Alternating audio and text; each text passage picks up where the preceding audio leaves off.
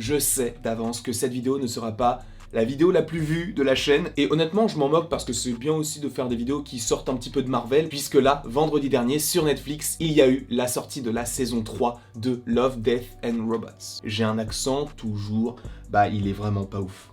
Il est pas ouf, mais en soi... Non, il est pas bon. Il est pas bon. Et cette saison 3 comporte 9 épisodes qui sont en soi totalement différents. Pour un petit rappel, en gros, cette série, c'est une sorte de critique de la société et c'est une sorte de série d'anthologie dans le sens où chaque épisode a une esthétique et une histoire différente. Donc, les épisodes ne sont pas connectés, même si en soi, notamment le premier épisode, est connecté avec d'autres épisodes puisque c'est entre guillemets la suite de ce qu'il se passait durant les 2 dernières saisons. Et par ailleurs, ce premier épisode qui s'appelle Stratégie de sortie est entre guillemets une vraie critique de la société humaine en se disant en fait les humains ils sont complètement débiles. Et en fait la hiérarchie qu'il y a entre les riches et les pauvres, et bien en fait elle n'est pas clairement dessinée puisqu'en soi on voit qu'il y a différents niveaux de richesse et même les personnes qui étaient très riches et qui se réunissaient sur un conseil dans le sens où ils étaient en plein milieu de l'océan et protégés partout, ils ont quand même fini par mourir et les personnes qui étaient entre guillemets encore plus riches, eux ont réussi à aller sur Mars et en soi on comprend que ce ne sont pas des humains mais des robots qui donc sont contrôlés par des chats. Donc en soi si tu prends la chose de très loin c'est totalement con de se dire en fait ce sont les chats qui ont pris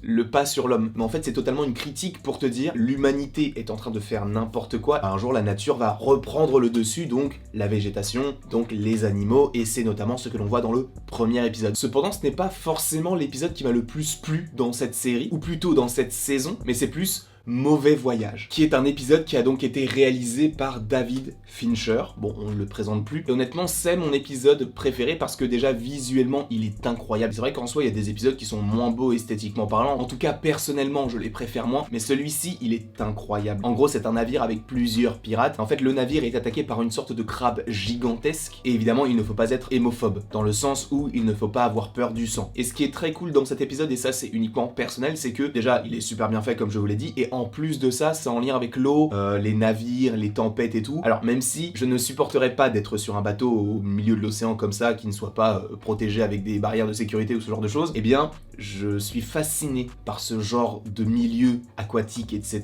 Et honnêtement, c'était tout bonnement magnifique. La musique, l'esthétique, même l'ambiance qui est mise. Alors oui, c'est violent et ce n'est pas pour tout le monde, c'est interdit au moins de 18 ans, mais la réflexion derrière, elle est très intéressante. Parce qu'en fait, tu vois à quel point l'homme peut être mauvais. Et encore une fois, c'est réellement une critique de la société par rapport à ce qu'ont fait les hommes. Le fait d'agir sans réfléchir ou le fait de dire que ça m'appartient parce que je suis le premier à l'avoir vu alors qu'en fait c'est là depuis des millions d'années donc ça ne t'appartient pas bonhomme. Et ça c'est le cas dans l'épisode donc qui s'appelle Les Saints, qui est aussi assez bien fait en soi. Ce n'est pas forcément mon préféré mais il est très gore. À un moment donné, en gros, pour t'expliquer un petit peu le principe de tout cela, c'est que ça se passe dans un monde un petit peu extraterrestre et tu as une femme qui a réussi à comprendre la formation d'une ruche entre guillemets, ou en tout cas de savoir comment est-ce que la reine a pu créer différentes strates dans sa société, etc. Bref, et en fait ce qui est très intéressant c'est de voir comment donc l'homme qui arrive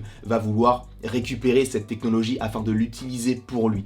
Et c'est très gore dans le sens où par exemple, attention spoiler, la femme se fait couper la tête et il y a donc une sorte de reine qui vient de naître, qui est un petit peu étrange et qui a donc été créée par leurs expériences, qui va connecter des tentacules à son cerveau. C'est très bizarre, mais en soi c'est pareil, une critique de la société. Alors celui-ci un peu moins intéressant selon moi, et c'est vrai que ça, si j'avais un reproche à faire à la série, c'est que sur certains aspects, en fait il faut aller sur les sites internet pour comprendre la fin, pour voir en fait ce que comprennent par rapport à tout cela, puisque moi vraiment cet épisode là je l'ai pas vraiment compris. En tout cas la fin en soi c'est une fin ouverte, on se dit peut-être que dans la saison 4 il y aura la suite, mais je sais pas, c'est bizarre. C'est ça aussi pour un autre épisode, et ça je crois que c'est l'épisode 3 qui s'appelle Le pouls brutal de la machine. Alors très beau, la musique elle est incroyable, le message en soi aussi sous-jacent est très intéressant, cependant j'ai pas compris la fin. Et je pense qu'il va falloir que j'aille sur un site internet pour réellement comprendre l'essence de cet épisode là, puisque je vois pas ce que ça veut dire en fait. Ça a un lien fort notamment avec la drogue et tout, mais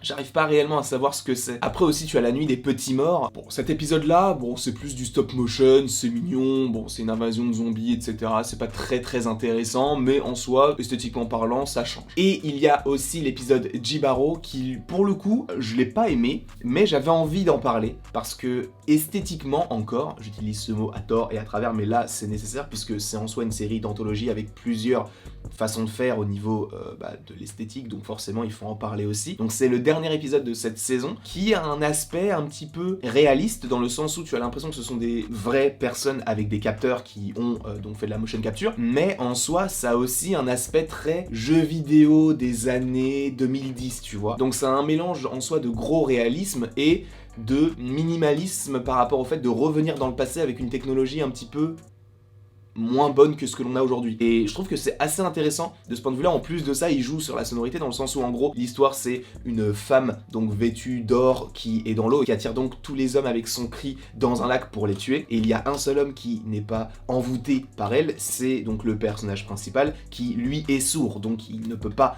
y avoir d'envoûtement. Et c'est vrai que la musique joue beaucoup, alors pas forcément sur cet épisode-là, mais en général. Et donc, honnêtement, si je devais donner une note, alors c'est un petit peu compliqué parce que c'est une série d'anthologie, mais en soi, je donnerais la note de 15, parce qu'il y a des épisodes qui sont très bons, et il y a des épisodes un petit peu aux œufs. Je peux comprendre que ça ne plaise pas à tout le monde. Et il y a aussi un épisode qui s'appelle Dans l'obscurité des profondeurs. Alors ça, pour ceux qui ont joué aux jeux vidéo, donc comment ça s'appelle? C'est pas Crystal Dynamics, c'est pas Quantic Dream, je ne sais plus exactement quel studio le fait, mais tu sais, c'est ce genre de studio qui a fait Until Dawn, qui a fait également Man of Medan, etc. En gros, là, le dernier jeu qu'ils ont fait, c'était House of Ashes, et dans ce jeu, en gros, il y a des soldats qui rentrent dans une sorte de monde un peu souterrain, dans lequel il y a des choses très étranges, alors sans trop rentrer dans les détails, parce que peut-être que tu es en train d'y jouer, et tu veux pas être spoilé de ce jeu-là dans cette vidéo-là, ce qui me semble être logique, mais en soi, c'est un petit peu la même chose dans cet épisode-là, c'est pareil, c'est incroyable. Au niveau de l'esthétique, c'est juste fou. Je ne me suis pas renseigné sur les studios qui s'occupaient de cela, mais ça me faisait penser alors à un épisode, je ne sais plus si cela était dans la saison 1 ou dans la saison 2, mais t'avais un épisode avec un soldat qui se transformait en loup-garou pour attaquer ses ennemis. Et ça, je trouvais ça super stylé. Mais donc, je ne sais pas si c'est le même studio qui s'occupe de ça, et visuellement, ça a un petit peu semblable. Donc après, je vous laisserai juger par vous-même